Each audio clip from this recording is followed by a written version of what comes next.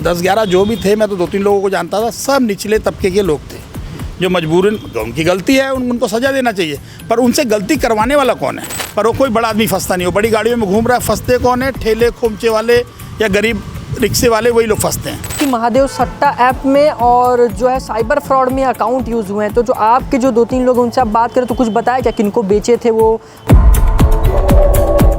बीते रात को वैशाली नगर पुलिस लगभग 10 से अधिक लड़कों को उनके घर से उठाकर ये बोलकर लाती है कि उनकी सम्मिलितता महादेव सट्टा ऐप या तो साइबर फ्रॉड में हो सकती है, क्योंकि उनके जो अकाउंट है, म्यूल अकाउंट जो है कोई यूज़ कर रहा था और इसी से बहुत सारे साइबर फ्रॉड और सट्टा में यूज़ हुए थे। इसको लेकर बीते रात बहुत बवाल हुआ है, देर रात बवाल हुआ है। हमारी टीम भी वहाँ मौजूद थी। हमारे साथ अगर बात करें ललित मोहन जी हैं, इनसे बात करेंगे, ये भी उस जगह पर मौजूद थे और सभी 10-11 लड़कों का नेतृत्व करने गए थे। अगर बात करें भैया, क्या हुआ था, मामला किस तरह से हुई थी पूरी घटना? मैं घर में था तो मुझे मेरे वार्ड से कॉल आया। मेरे यहाँ एक आदमी है जो बेचारा चाय बनाता है, एक आदमी है जो रिक्शा चलाता है, वो लोग को पुलिस ने बुलाया था। तो मैं गया वहाँ के उस पर, मुझे कोई संबंधित अधिकारी तो नहीं मिला, पर जो नीचे के कर्मचारी थे वो ज़्यादा बता नहीं पाए। अगर म्यूल अकाउंट में अगर किसी को पुलिस ने गिरफ्तार किया है तो उस म्यूल अकाउंट को यूज़ कौन कर रहे हैं? मतलब जितने भी 10-11 जो भी थे, मैं तो 2-3 लोगों को जानता था, सब निचले तबके के लोग थे जो मजबूरन, उनकी गलती है, उनको सज़ा देना चाहिए, पर उनसे गलती करवाने वाला कौन है?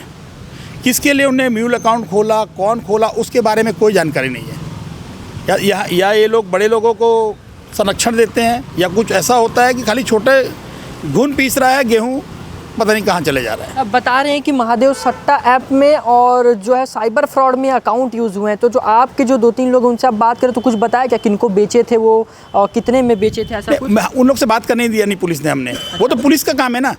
क्या अगर जो घटना हो रही है इसका जनक कौन है? कोई ना कोई तो ऐसा होगा कि जो इनको यूज़ करा है। वो आदमी कौन है? बड़ा आदमी, उसका उजागर होना चाहिए। कहीं ना कहीं इस पे बहुत बड़ा क्वेश्चन मार्क लगता है कि कहाँ अकाउंट गया है, किसने खरीदा है और क्या ट्रांजेक्शन करा है। हाँ, इस बारे में आप कभी भी देखेंगे, इसके पहले भी जो घटनाएं हुई, बड़े आदमी का किसी का नाम नहीं आता है, पूरे शहर जानता है ये सट्टा चला रहा है, वो सट्टा चला रहा है, पर वो कोई बड़ा आदमी फंसता नहीं। वो बड़ी गाड़ियों में घूम रहा है, फंसते कौन है? ठेले खोमचे वाले या गरीब रिक्शे वाले, वही लोग फंसते हैं।